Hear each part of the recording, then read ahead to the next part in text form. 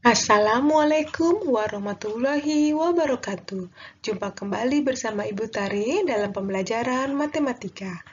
Kali ini kita akan membahas mengenai pengurangan bilangan bulat. Nah, tujuan pembelajaran kita kali ini yaitu setelah kalian nanti mengikuti proses pembelajaran, diharapkan dapat memahami konsep operasi pengurangan bilangan bulat dan dapat menyelesaikan operasi pengurangan bilangan bulat. Oke, bilangan bulat positif dan bilangan bulat negatif dapat diatur berpasangan seperti ditunjukkan pada gambar berikut ini. Tiap anggota dari pasangan bilangan seperti di atas itu disebut lawan atau inverse jumlah dari anggota yang lain pada pasangan bilangan tersebut. Negatif 4 lawan dari 4 atau lawan dari 4 adalah negatif 4. 2 lawan dari negatif 2 atau lawan dari negatif 2 adalah 2. Sehingga mengurangi dengan suatu bilangan itu sama saja dengan menambah dengan lawan bilangan itu atau pengurangnya. Ingat ya Nana, mengurangi dengan suatu bilangan sama saja dengan menambah dengan lawan bilangan itu. Jadi, untuk sembarang bilangan bulat A dan B berlaku A dikurangi B sama dengan A ditambah negatif B. Oke, kita lihat contohnya ya. Hitunglah pengurangan bilangan berikut ini. Kita lihat contoh nomor 1. Misalnya, kita lihat nomor 1,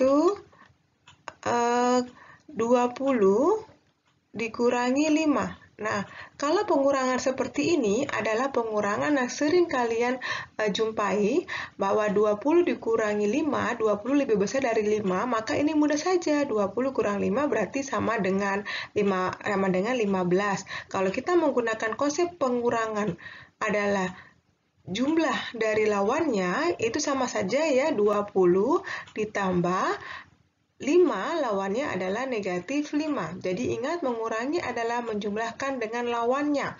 Jadi 20 ditambah 5 lawannya dan negatif 5 maka sama dengan 15. Oke, jadi ingat pengurangan sama dengan penjumlahan dari lawannya.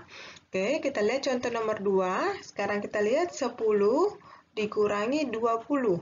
Nah, ingat mengurangi sama dengan menjumlahkan lawannya. Oke, berarti sama dengan 10 mengurangi menjadi jumlah dari lawannya. 20 lawannya adalah negatif 20. Ingat konsep penjumlahan yang lalu yang sudah kita pelajari, bahwa 10 ditambah negatif 20 maka hasilnya adalah negatif, karena 20 lebih besar daripada 10 dan tandanya adalah negatif, sehingga hasilnya adalah negatif. Negatif berapa? 20 dikurangi 10, berarti negatif 10. Oke.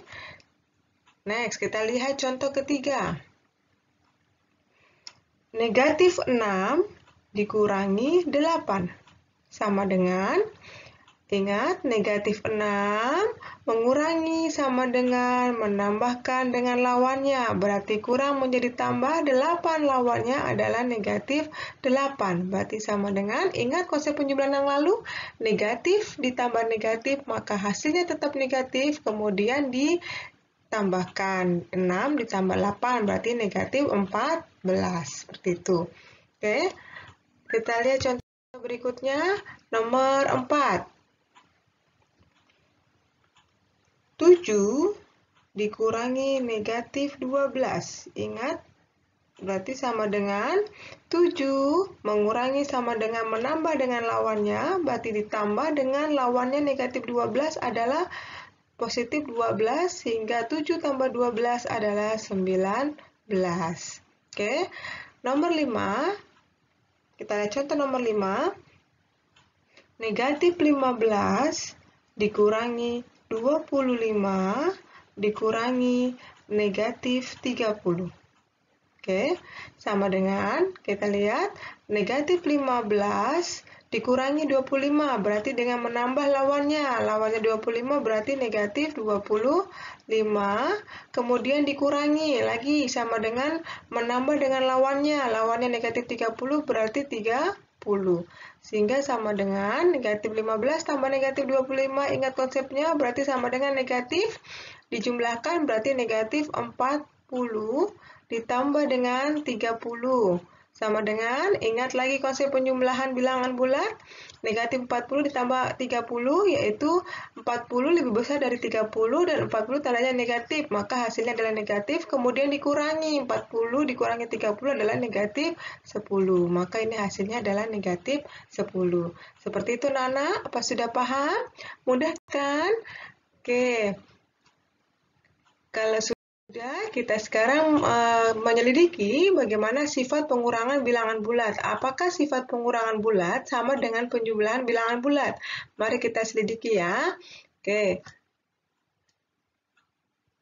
Yang pertama adalah kita selidiki dulu apakah pada pengurangan bilangan bulat berlaku sifat komutatif. Kita lihat ya.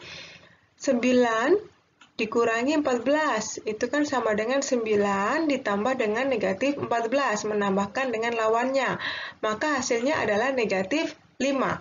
Sekarang kita tukar.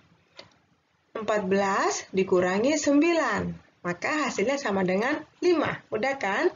Nah, ternyata kalian lihat, 9 dikurang 14 hasilnya negatif 5, 14 dikurang 9 sama dengan 5. Sama tidak hasilnya? Nah, ternyata 9 dikurang 14 tidak sama dengan 14 kurang 9. Karena A kurang B tidak sama dengan B kurang A, maka pada pengurangan bilangan bulat tidak berlaku sifat komutatif. Ingat ya, pada pengurangan bilangan bulat tidak berlaku sifat komutatif. Oke, sekarang yang kedua, kita selidiki sifat asosiatif. Apakah dalam pengurangan berlaku sifat asosiatif? Kita lihat, misalnya, 13 kurang 3 dikelompokkan dulu, dikurangi dulu, kemudian dikurang 4. Hasilnya sama dengan 13 kurang 3 adalah 10, 10 kurang 4 adalah 6. Nah, sekarang kalau yang dikelompokkan atau yang dioperasi kurang ada di belakang, kita lihat 13 dikurang 3 kurang 4. Sama dengan 13 kurang 3 kurang 4 adalah 3 ditambah negatif 4. Hasilnya adalah negatif 1. Sehingga 13 dikurang negatif 1 sama dengan 13 ditambah, lawannya negatif 1 adalah 1, 13 ditambah 1 adalah 14. Nah, bagaimana? Ternyata 13 kurang 3 kurang 4, di mana yang dua angka di depan yang dioperasikan dulu, ternyata tidak sama dengan 13 dikurang 3 kurang 4, yang di belakang yang dioperasikan atau dikelompokkan. Sehingga karena A kurang B dikurang C dengan A kurang B terlebih dahulu dioperasikan, tidak sama dengan A dikurangi B kurang C yang dioperasikan atau dikelompokkan. Maka, pada pengurangan bilangan bulat juga tidak berlaku sifat asosiatif.